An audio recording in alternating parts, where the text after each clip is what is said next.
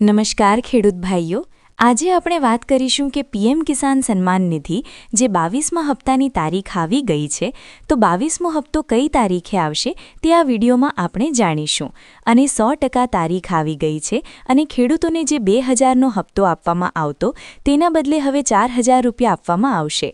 તો 4000 રૂપિયા કઈ રીતે આપવામાં આવશે તે આ વિડીયોમાં આપણે સંપૂર્ણ માહિતી લેવાના છીએ.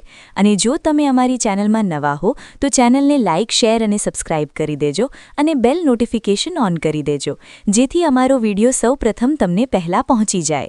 તો વિડીયો ચાલુ કરીએ. વાત કરીએ તો પીએમ કિસાન સન્માન નિધિ યોજના 2000ના હપ્તા મેળવવાના લાખા ખેડૂતો માટે સારા સમાચાર છે.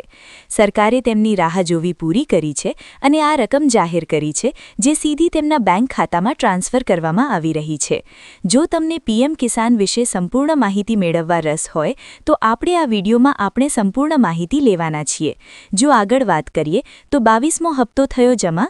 તો પ્રધાનમંત્રી કિસાન સન્માન નિધિ એટલે કે પીએમ કિસાન યોજના હેઠળ વાર્ષિક 3 હપ્તા સમાન આપવામાં આવે છે, જે 6000 રૂપિયા વર્ષમાં આપવામાં આવે છે. ખેડૂતોના ખાતામાં જે વાર્ષિકમાં 3 હપ્તા આપવામાં આવે છે તે 4 મહિનાના અંતરાલમાં બબ્બે આપવામાં આવે છે. તેમ વર્ષના 6000 રૂપિયા ખેડૂતોની સહાય પૂરી પાડવામાં આવે છે.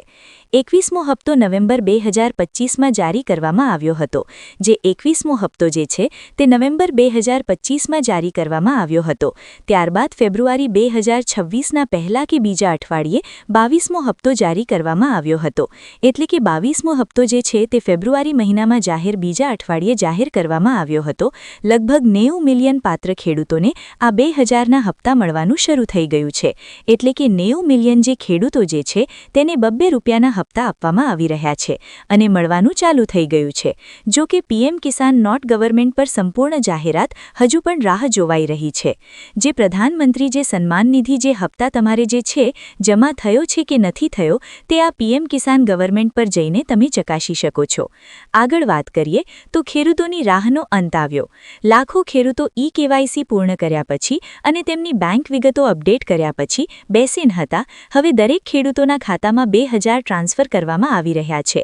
એટલે કે પણ જે પણ ખેડૂતોએ ઈ-કેવાયસી પૂર્ણ કર્યું છે અને બેંકની વિગતો સાચી અપડેટ કરેલી છે તેને હવે ખેડૂતોના ખાતામાં આપવામાં આવશે 2000 રૂપિયા, જે રાહત પૂરી પાડે છે, ખાસ કરીને નાના અને સીમાંત ખેડૂતો માટે. કેટલાક કિસ્સાઓમાં બાકી હપ્તાઓ 4000 સુધી ઉમેરી શકાય છે. એટલે કે ખેડૂતોના ખાતામાં જે 21મો હપ્તો ઈ-કેવાયસી નથી કરેલું અને જેને ઈ-કેવાયસી નથી કરેલું અને એને 21મો હપ્તો નથી આવેલો તેને હવે ઈ-કેવાયસી કરેલું હશે અને બેંકની વિગતો સાચી અપડેટ કરેલી હશે અને મોબાઈલ આધાર કાર્ડ સાથે મોબાઈલ નંબર લિંક હશે, તો હવે ખેડૂતોને 21મો હપ્તો 22મા હપ્તા સાથે મળી જશે. એટલે કે 4000 ડાયરેક્ટ ખેડૂતોના ખાતામાં આવશે, પરંતુ આ વ્યક્તિગત પરિસ્થિતિ પર આધાર રાખે છે.